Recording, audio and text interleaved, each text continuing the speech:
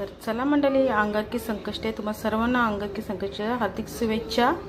साबुदाणा वडा बनवते आहे बघा। शेंगदाण्याचा कूट टाकलेला आहे, मिरची कढीपत्ता आणि मीठ टाकलेलं आहे। चला आता साबुदाणा वडे तयार करते, मग तुम्हाला दाखवते कसे झालेत ते। मस्त वडे बनवते।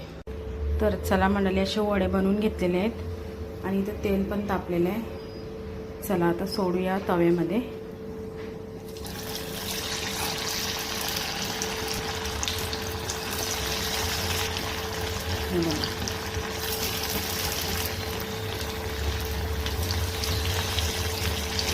आणि इथे मी चटणी वाटलेली आहे, शेंगदाणे भाजून घेतले, मिरची टाकलेली आहे बस, आणि थोडीशी हिरवी मिरची त्याची चटणी बनवलेली आहे।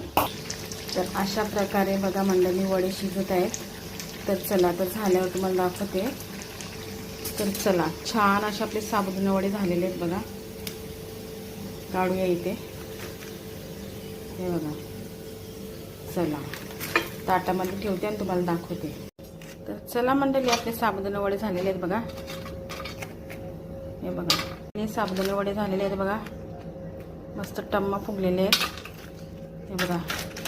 क्रिप्सी पण झालेले आहेत। या खायला बघा, प्लेट भरते। हे बघा, इथं आपली चटणी।